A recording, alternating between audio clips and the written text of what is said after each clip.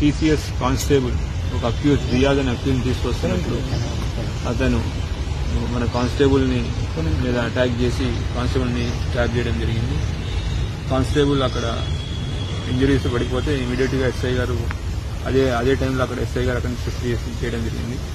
ఇక్కడ ఒక దురదృష్టకరమైన విషయం ఏంటి అంటే అక్కడ వ్యక్తి పెనుగులాట జరుగుతూ ఉంది. అంటే జనాలు చూస్తూ ఫోటోలు తీసుకుంటూ బిజీగా ఉన్నారు.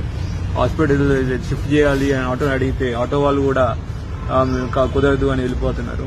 సొసైటీ మనం ఎట్లా ముందుకు వెళ్తున్నాం, మేము వెళ్తున్నాం అనేది మీ విచక్షణకే వదిలేస్తున్నాను. ఒక వ్యక్తికి ఇంజరీ అయింది, పోలీసే కాదు ఎవరైనా అయిండొచ్చు. ఒక వ్యక్తికి రక్తం కారుతూ ఇంజరీ ఉంటే మనం సహాయం చేయాల్సింది పోయి మాకొద్దు మాకు తెలియదు అని వదిలేసి వెళ్తున్నారు.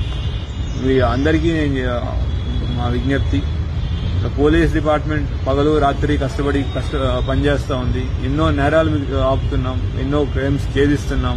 ఈ ఒక క్రైమ్ ఛేదించే విషయంలోనే ఒక కానిస్టేబుల్ ఇప్పుడు తన ప్రాణాన్ని పోగొట్టుకున్నారు. ఇప్పుడు ఆ కానిస్టేబుల్ లేని లోటుని ఆ ఫ్యామిలీ మెంబర్స్ అయితే ఎవరు తిరిగి అందిలేరు.